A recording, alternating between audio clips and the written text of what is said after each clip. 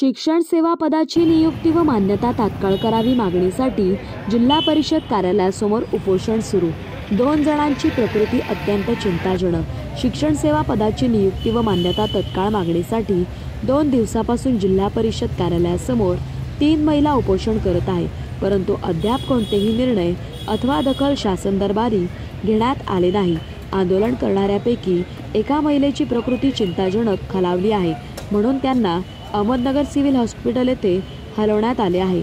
महिलांचे उपोषण सुरू असताना उपोषणाची कोणतीही दखल न घेता शासकीय अधिकाऱ्यांनी पाठ फिरवण्याचा काम करत आहे, असा प्रश्न नागरिकांना पडला आहे।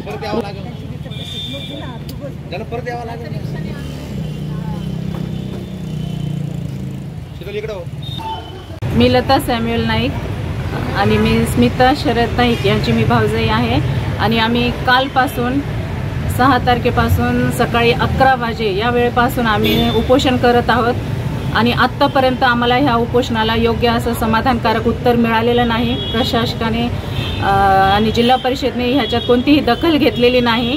आम्हाला योग्य न्याय मिळालेला नाही, परंतु परिस्थिती चिंताजनक होत आहे। डॉक्टरांनी तपासणी केली, स्मिताताई यांची तब्येत खराब आहे आणि अजूनही चिंताजनक होत आहे परिस्थिती। त्यामुळे कळूस साहेबांनी आम्हाला लवकरात लवकर योग्य न्याय मिळवून द्यावा, कारण ह्या सर्व गोष्टीला जबाबदार कळूस साहेब आहेत, प्रशासन आहे, जिल्हा परिषद आहे। आम्ही त्यांच्याकडे आमची न्याय मागत आहोत। आमच्या मागण्या पूर्ण झाल्या पाहिजेत आणि यानंतर जर आम्हाला न्याय मिळाला नाही, अजून चिंताजनक परिस्थिती जर झाली तर आम्हाला कळूस साहेबांनी आत्मदहन करण्याची परवानगी त्यांच्याकडून त्यांनी द्यावी आणि त्यापुढील मग आम्ही आमचा न्याय मागण्याचा मार्ग आम्ही